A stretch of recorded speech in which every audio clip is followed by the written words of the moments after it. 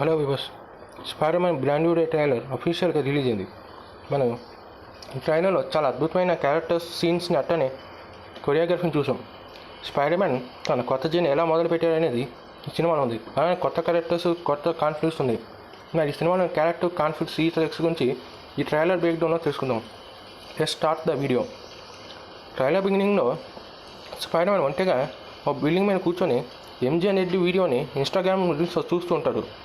మీకు గుర్తుంటే నోవే హోమ్లో డాక్టర్ స్ట్రేంజ్ చేసిన స్పెల్ వల్ల ప్రపంచంతో పాటు తన ఫ్రెండ్స్ కూడా పీటర్ పార్కర్ ఎవరో మర్చిపోతారు. అందుకని ఇద్దరిని దూరం నుంచి చూస్తారు, కానీ వాళ్ళెవరో పీటర్ పార్కర్కి తెలిసిన చెప్పలేని పరిస్థితి. అలా వచ్చిన అఫీషియల్ రూల్స్ ప్రకారం 4 ఏళ్ళు గడిచిపోతాయి. అలానే ఈ వీడియోలో ఎంజే నెడ్ ఇద్దరు కలిసి తమ మొదటిని MITలో ఆనందంగా గడిపామని ఒక ఇన్స్టాగ్రామ్ రీల్ చేస్తారు. అది చూసి ఆనందించిన తనకి దూరంగా ఉన్న బాధ పీటర్ పార్కర్ ఫేస్లో ఖచ్చితంగా మనకి కనిపిస్తుంది. ఈ షాట్లో స్పైడర్-మ్యాన్ సమస్య వస్తే సడన్గా బిల్డింగ్ నుంచి దూకి తన సమస్య ఆపటానికి వెళ్తాడు. దాదాపు ఈ 4 ఏళ్లలో ఊళ్ళో చాలా క్రైమ్స్ ఆపి సిటీని కంట్రోల్ పీకి తీసుకొచ్చని చెప్పాలి. ఈ షాట్లో స్పైడర్-మ్యాన్ చేతిలో మనకి లెటర్ కనిపిస్తుంది. ఇక్కడ నెడ్ని ఎంజేని కలవటానికి పీటర్ పార్కర్ కేఫ్కి వెళ్ళాడు. అంటే తను అక్కడ ఒక డైలీ కస్టమర్ అయి ఉండాలి ఈ పాటికే. కానీ తను ఎప్పుడు తన మనసులో మనకు చెప్పలేదు. ఇక్కడ ఇంకో లెటర్ రాశారు. ఈ లెటర్ కూడా అచ్చం మేరీ జేన్కి రాసిన లెటర్ లాగానే ఉంది. మేయర్ పీటర్ పార్కర్కి సిటీ కీని ఇవ్వటాన్ని మనం గమనించవచ్చు. ఈ దృశ్యాన్ని టీవీలో ఎంజే నెడ్ ఇద్దరు చూస్తున్నారు. అంటే స్పైడర్-మ్యాన్ ఇంకా సిటీకి ప్రొటెక్టర్ అని చెప్పచ్చు, కానీ తన ఫేస్లో మాత్రం ఆనందం లేదు. ఎందుకంటే తన ఫ్రెండ్స్ అయిన వాళ్ళందరూ తనకు దూరంగా ఉన్నారు. ఈ షాట్లో స్పైడర్-మ్యాన్ ఒక మాట అంటారు, నేను పీటర్ పార్కర్నే కాదు స్పైడర్-మ్యాన్ కూడా. అవసరమైతే పీటర్ పార్కర్కి ఇష్టమైన పని చేయాల్సి వస్తే దానికి నేను ఆలోచించను అని ఒక టఫ్ డిసిజన్ తీసుకున్నానని తన మాటలు చెప్పచ్చు. ఇక్కడ కూడా ఇంకో ఫైట్ సీన్ వెళ్తుంటే క్రైమ్ ఆపడానికి వెళ్తారు. అంటే వచ్చిన రిపోర్ట్స్ ప్రకారం నిజంగానే చాలా ఫైట్స్ని, క్రైమ్స్ని కంట్రోల్ తీసుకొచ్చారని అర్థం చేసుకోవచ్చు. ఈ షాట్లో ఒక కార్ నుంచి పీటర్ పార్కర్ మీద ఒక వ్యక్తి దాడి చేయటాన్ని గమనించవచ్చు. ముందు మనం అతన్ని విలన్ అనుకుంటాం, కానీ అతను ఎవరో కాదు. నెక్స్ట్ షాట్లో తెలిసిపోతుంది తనే the Punisher. Day devil season 2లో మనకి కనిపించిన పనిషరే ఇక్కడ కూడా కనిపిస్తున్నారు.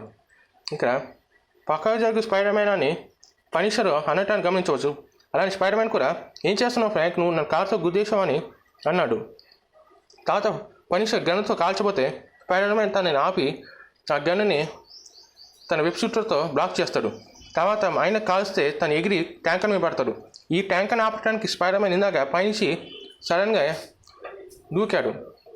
తావర్ షాట్లో పనిషర్ మీదకి స్పైడర్-మ్యాన్ అటాక్ చేసి తనని కార్ నుంచి బయటకు తోచేస్తాడు. స్పైడర్-మ్యాన్ ఆ ట్రక్ను ఆపడానికి వెళ్తాడు. ఈ షాట్ చూస్తే స్పైడర్-మ్యాన్కి పనిషర్కి మధ్య ఫ్రెండ్లీ రిలేషన్షిప్ లేదని మనం అర్థం చేసుకోవచ్చు. ఈ షాట్లో మేరీ జేన్ ఏదో పార్టీ ఇస్తుంటే అక్కడ నెడ్తో పాటు పీటర్ పార్కర్ కూడా కనిపించారు. ఈ సీన్లో మనకి చూస్తే మేరీ జేన్ ఇంకో వ్యక్తితో కొంచెం క్లోజ్గా ఉండటాన్ని గమనించవచ్చు. పీటర్ పార్కర్కి మేరీ జేన్ అంటే ఇష్టం, ప్రేమిస్తారు. కానీ వేరే వ్యక్తులు కూడా తను ప్రేమిస్తుంటే తను తట్టుకోలేపాడు. ఇక్కడ పీటర్ పార్కర్ ఫేస్లో తన కోపాన్ని మనం క్లియర్గా అర్థం చేసుకోవచ్చు. నెక్స్ట్ షాట్లో తను సడన్గా ఇల్లు అయిపోయి ఒక్కసారిగా కళ్ళు తిరిగి సొమ్మసిల్లి పడిపోతారు. తావర్ షాట్లో చూస్తే తను ఒక సాలెగూడు లోపల చిక్కుకుపోయి ఉంటాడు. ఓపెన్ చేసి చూస్తే స్పైడర్-మ్యాన్ ఒక సాలెగూడు నుంచి కింద పడతాడు.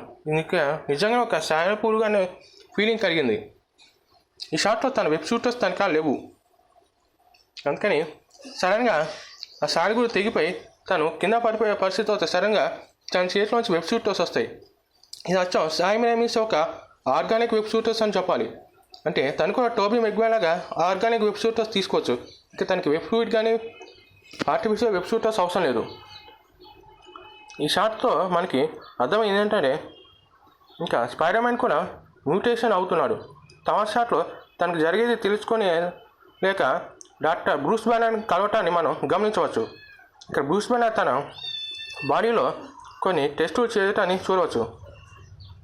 నెక్స్ట్ షాట్లో నిన్నెవరో నీకు తెలుసా అని బ్రూస్ బ్యానర్ నీ పేరేంటో తెలుసా అని అడిగితే నా పేరు పీటర్ పార్కర్ అంటారు. రిపోర్ట్స్ ప్రకారం enhance human detected superior strength, superior ability, enhanced strength, enhanced perception అని కనిపిస్తుంది. అంటే అభివృద్ధి చెందిన మనిషిని గుర్తించబడిందని సిస్టమ్ చెప్పింది.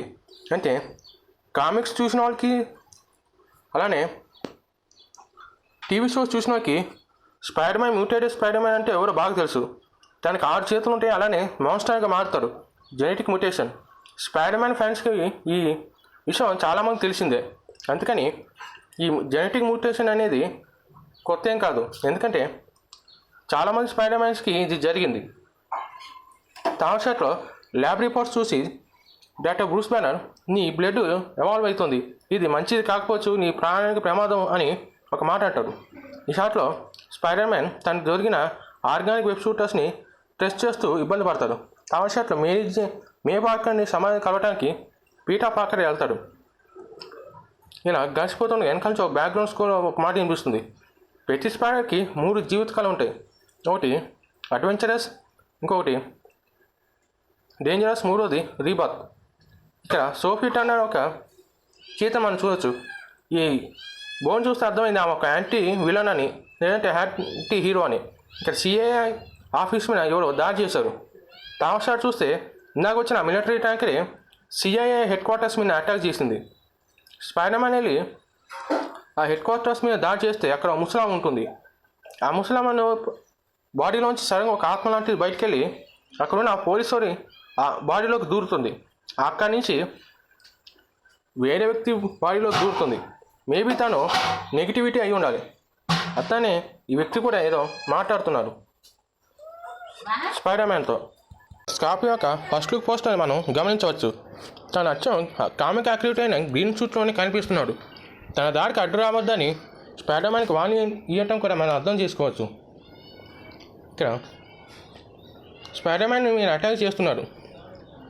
ఇక్కడ వరకు కొన్ని క్యారెక్టర్స్ కథ అర్థమైన తర్వాత స్టోరీ కొంచెం డిఫరెంట్గా ఉందని చెప్పాలి.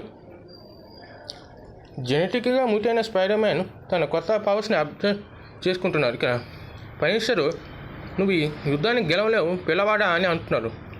అంటే తాను బిగ్ ఫైట్కి వెళ్తున్నట్టు ఉంది. ఈ షాట్ చూస్తే మేరీ జేన్ పీటర్ పాకర్తో కొంచెం మాట్లాడుతుంది. మేబీ తను పీటర్ పాకర్ అని డౌట్ కొట్టిందేమో. మళ్ళీ తన రీయూనియన్ అయ్యే అవకాశం ఉంది అనిపిస్తుంది. మనం చూసిన ఈ ట్రక్ ఫైట్ సీన్లో ఒక వ్యక్తిని కాపాడాలని మనం గమనించవచ్చు. ఇలా స్పైడర్ మ్యాన్ చాలా ఇబ్బందుల్లో గురయ్యారు. ఇక్కడ కెప్టెన్ బూమరాంగ్ని కూడా చూపించారు. అంటే సినిమాలో చాలామంది విలన్స్ ఉన్నాయని మనం గమనించవచ్చు. అలానే యాంటీ స్పైడర్ మ్యాన్ అయిన టారెంటూలాని కూడా మనం ఈ షాట్లో చూడవచ్చు. తను స్పైడర్ మ్యాన్ లాంటి వారైనా విలన్ అని చెప్పాలి. ఇక్కడ డేర్డెవిల్ సీజన్ 2లో కనిపించిన ది హ్యాండ్ గ్యాంగ్ని ఇందులోకి చూడవచ్చు. వీళ్ళని చూసినప్పుడల్లా టీనేజ్ మ్యూటెంట్ నింజా టర్టీస్లోని ఫుడ్ క్యాన్లే గుర్తొస్తుంది. వాళ్ళు కూడా ఇలాంటి వాళ్ళే. వాళ్ళు స్పైడర్ మ్యాన్ అటాక్ చేస్తుంటే తన 2 చేతులతో ఆ కత్తిని ఆపి వాళ్ళ మీద తిరిగి అటాక్ ఆపటాన్ని గమనించవచ్చు. అంటే స్పైడర్ మ్యాన్ నింజాస్ మంచి యాక్షన్ సీన్ అని చెప్పాలి. మేబీ అందుకే షాంగ్-చి డైరెక్టర్ని ఈ సినిమాని డైరెక్ట్ చేయమని తీసుకున్నారేమో అని అనుకుంటా. షాంగ్-చి దీనికి మధ్యన చాలా వరకు కనెక్షన్ ఉండే అవకాశం ఉందని సమాచారం. ఈ షాట్లో ఎంజే వచ్చి పీటరు నెడ్ మాట్లాడుతుంటే పూలు బాగున్నాయని అంటే ఇది హౌస్ వార్మింగ్ సెరమనీకి తీసుకొచ్చిన పూలు అని అంటాడు. థర్డ్ షాట్లో నెడ్ కూడా వాళ్ళిద్దరి వైపు చూస్తూ ఉంటాడు. వీళ్ళకి పీటర్ పాకర్తో పరిచయం ఉండే అవకాశం ఉందని అనుకుంటా. ఎందుకంటే 4 ఏళ్ళుగా కేఫ్కి వెళ్తున్నాం కాబట్టి వీళ్ళకి మంచి సంబంధం ఉంది. కానీ పీటర్ పాకర్ ఎవరో మేరీ జేన్ నెడ్కి ఇప్పటికీ తెలీదు. తను ఒక రెగ్యులర్ కస్టమర్ అని మాత్రమే తెలుసు. అలా ట్రైలరు ఎండ్ అయిపోతుంది. చూసానికి వస్తే నోస్ఫెరాటు, టారెంటూలా వంటి characters, the hand gang, mutated spider man, doctor Bruce banner, అలానే షాంగ్-చి టెన్రింగ్స్ డైరెక్టర్తో కలిసి ఉండే అవకాశం, మ్యూటేటెడ్ స్పైడర్ మ్యాన్, అలానే తను మాన్స్టర్గా మారే అవకాశం, ఇలాంటి చాలా విషయాలు ఇందులో దాచిపెట్టారు. చూస్తుంటే డాక్టర్ బ్రూస్ బ్యానర్కు ఇందులో హల్క్గా మారుతారని, తనకి పనిషర్కి స్పైడర్ మధ్యన ఒక ఫైట్ ఉంటుందని సమాచారం. ఇందులో సోఫీ టర్నర్ క్యారెక్టర్ ఏంటి ఇప్పటికీ తెలియదు, కానీ తను కూడా ఒక విలన్ పాత్రే అని అంటున్నారు. ఇందాక బ్యాక్గ్రౌండ్లో వచ్చిన వాయిస్ ఎవరిదో కాదు, టామ్ స్టోన్ది. తను చేసే క్రైమ్స్కి స్పైడర్ మ్యాన్ అడ్డంగా ఉండటం వల్లే ఇలాంటి వార్నింగ్ ఇస్తున్నారని, స్కార్పియోని బయటకు తీసుకొచ్చింది కూడా తనే అని, అలానే హల్క్ ఇంకా మారిన తర్వాత బ్రూస్ బ్యానర్ కంట్రోల్ తప్పి మళ్ళీ సావేజ్ హల్క్గా మారి ఊళ్ళో విధ్వంసాన్ని సృష్టిస్తారని, ఇలాంటి విధ్వంసాన్ని సృష్టిస్తారని సోఫీ టర్నర్ క్యారెక్టర్ కూడా ఒక యాంటీ హీరోయిన్ క్యారెక్టర్ అని అంటున్నారు.